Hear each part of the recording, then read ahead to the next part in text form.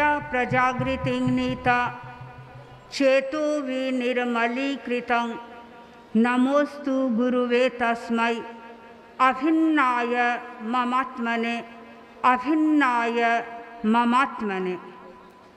भंते, आज अक्षय तृतीया है और अक्षय तृतीया पर अनेक तपस्वी लोग आचार्य वर्ग की सन्निधि में पारणा करने के लिए पहुँचे हुए हैं। भगवान ऋषभ ने आज के दिन पारणा किया या हो गया, लेकिन आचार्य वर्ग के सामने जितने लोग बैठे हुए हैं वर्षी तप करने वाले, उन्होंने तो एक इंटेंशन बनाया, एक उद्देश्य बनाया कि हमें वर्षी तप करना है और अक्षय तृतीया के दिन पारणा करना है। भगवान ऋषभ ने तपस्या की,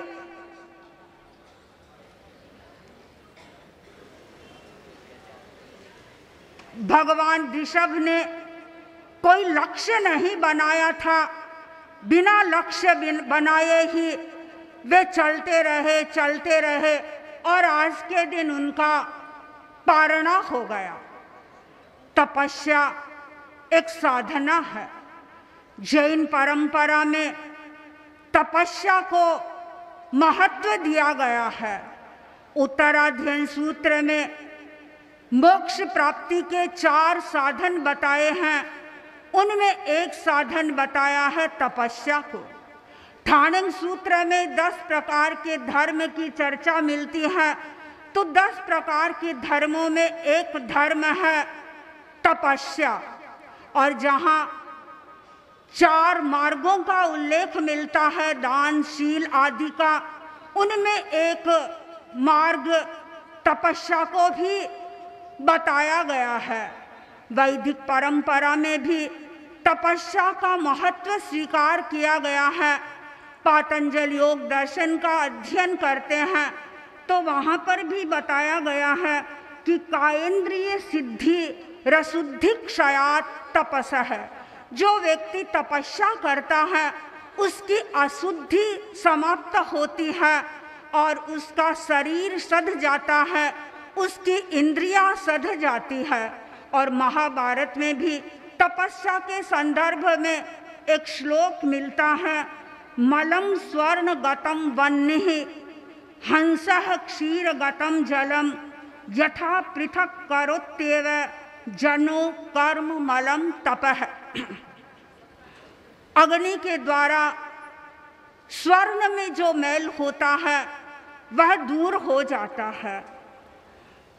हंस दूध में मिले हुए पानी को अलग कर देता है, वैसे ही एक व्यक्ति तपस्या के द्वारा जो बंधे हुए कर्म है उन बंधे हुए कर्मों को तोड़ने का प्रयत्न करता है, निर्जरा करने का प्रयत्न करता है। आयुर्वेद का हम अध्ययन करते हैं।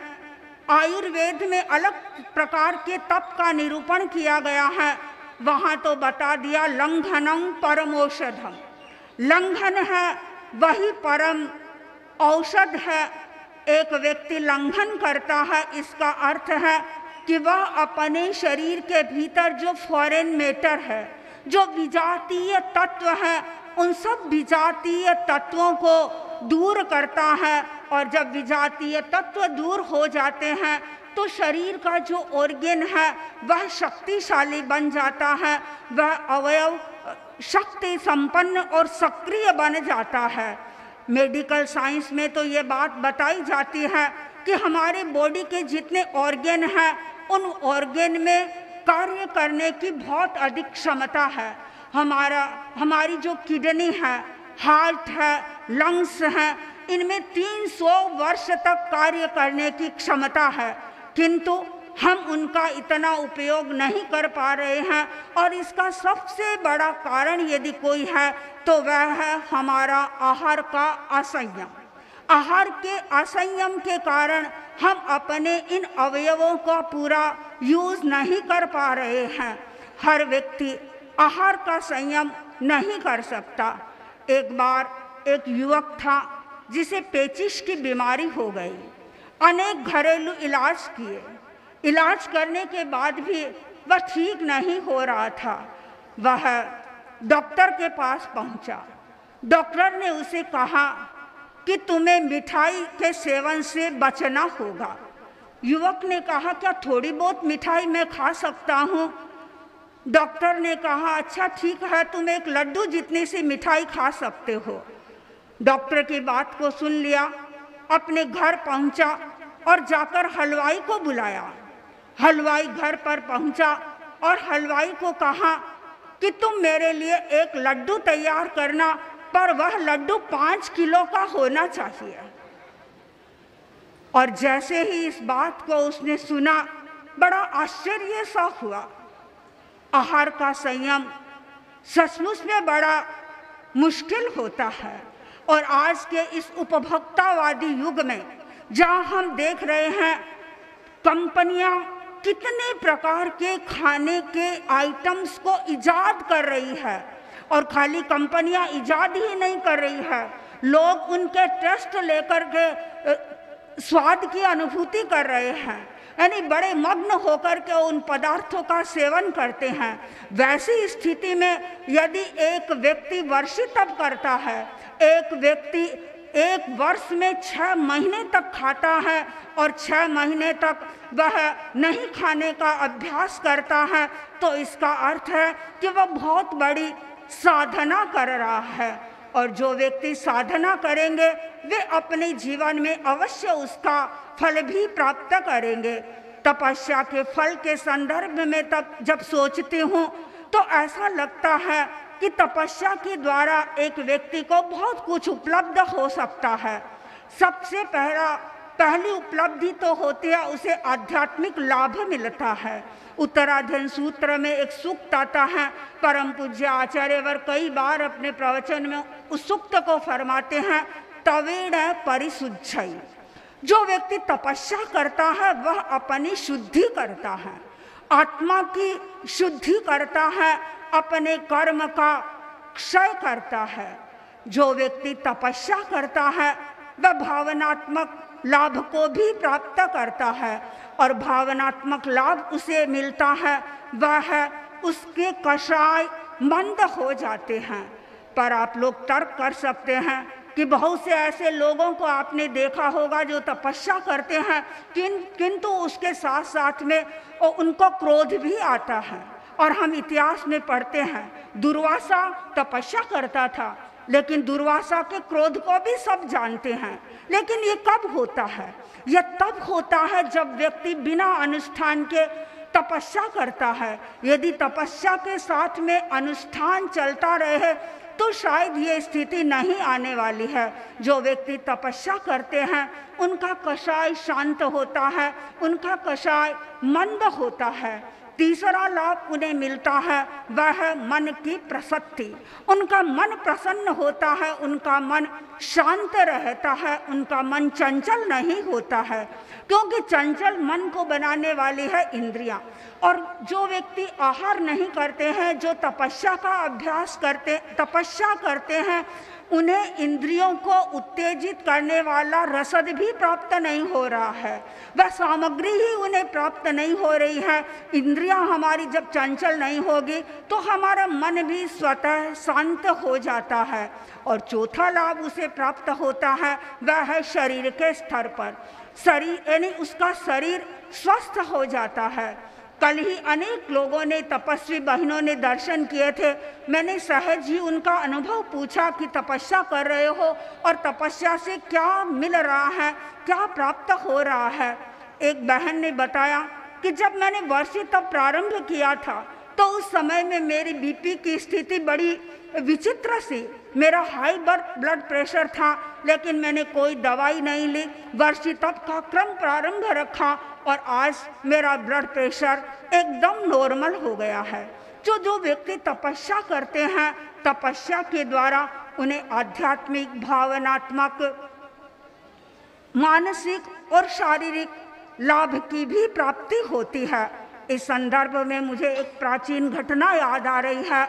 मगध देश था, जैनाचार्य पधारे अपने 500 शिष्यों के साथ में।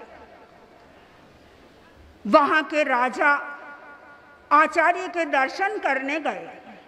आचार्य के पास में पहुंचे, दर्शन किया, आनंद की अनुभूति की और निवेदन किया कि गुरुदेव, आप बहुत दूर से चलकर के पधारे हैं।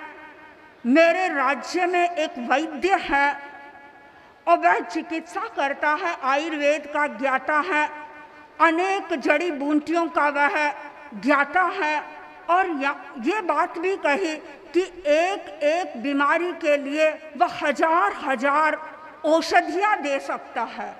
और जब आचार्य जी ने उसकी बात को सुना तो कहा, राजन, आप कह रहे हो वह ठीक है, पर आपको पता है मेरे पास भी एक ऐसी जड़ी बूटी है, एक ऐसी औषध है जिस औषध के द्वारा हजार हजार रोगों का उस एक ही औषध के द्वारा इलाज हो सकता है।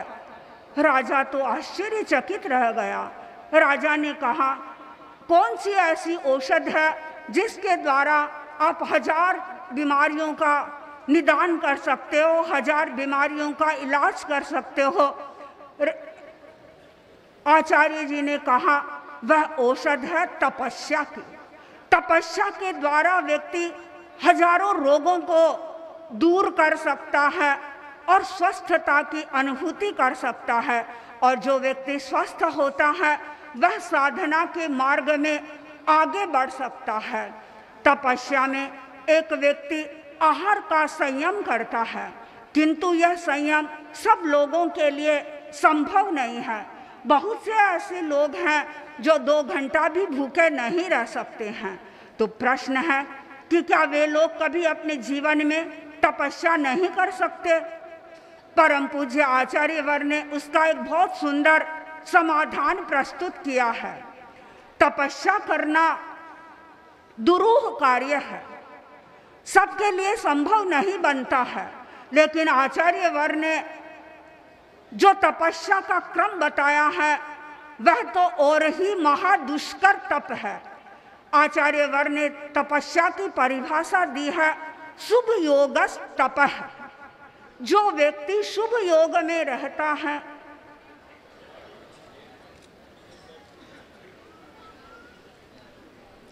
जो व्यक्ति शुभ योग में रहता है वह वास्तव में तपस्या करता है।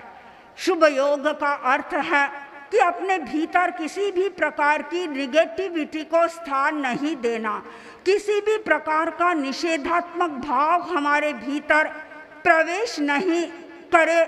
हमें बराबर इस बात की ओर जागरूक रहना है।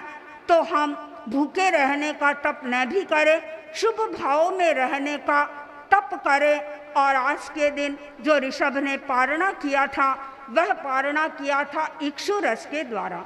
और इक्षु रस मिठास का प्रतीक है, मधुरता का प्रतीक है।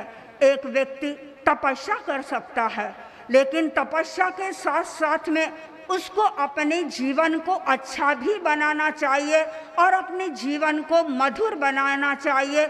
इक्षुरस यही प्रेरणा दे रहा है कि जो व्यक्ति तपस्या कर रहा है, तपस्या के साथ अपने जीवन को मधुर बनाए। यही तपस्या की बहुत बड़ी निष्पत्ति होगी, तपस्या का बहुत बड़ा परिणाम होगा। ओम अर्घ।